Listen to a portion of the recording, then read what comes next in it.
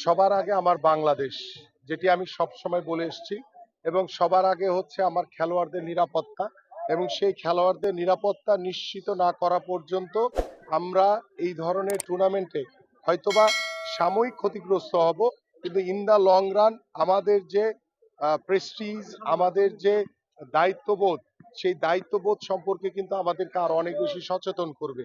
এবং আমরা বিশ্বাস করি যে ভারতীয় ক্রিকেট বোর্ড, সেটি বাংলাদেশের ক্রিকেট বোর্ডের সাথে কিংবা আমাদের বাংলাদেশ ক্রিকেট বোর্ড ভারতীয় ক্রিকেট বোর্ড এবং আইসিসির সাথে কথা বলে এটাকে একটা ভালো সিদ্ধান্তর পর্যায়ে নিয়ে আসতে পারতো।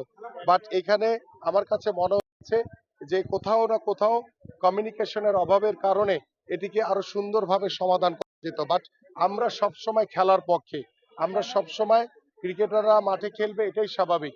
একটি আন্তর্জাতিক বিশ্বকাপের মতো টুর্নামেন্ট যখন বাংলাদেশ দল দীর্ঘদিন ধরে বিশ্বকাপ ক্রিকেট খেলছে এবং বাংলাদেশ ক্রিকেট বিশ্বে অত্যন্ত মর্যাদাশীল একটি অবস্থায় রয়েছে, সেইখানে কার ল্যাকিংস এর কারণে এবং কেন এই ধরনের কমিউনিকেশনের অভাবে আমরা এই ক্রিকেট থেকে আমরা দূরে সরে আসছি বা কেন আমরা খেলতে যেতে পারছি না, এটাকে যেহেতু আমরা সবার আগে আমাদের নিরাপত্তার কথা বলেছি, সবার আগে আমার বাংলাদেশের কথা বলেছি, সেটাকে প্রায়োরিটি রেখে আমরা এটাকে হয়তোবা কোনোভাবে সমাধান করার সুযোগ ছিল কিনা সে বিষয়টি আমাদের মনে হয় খতিয়ে দেখা দরকার।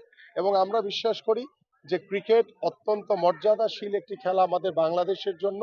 বাংলাদেশ ক্রিকেট দল বিশ্বকাপ খেলবে, এটাই খুব স্বাভাবিক।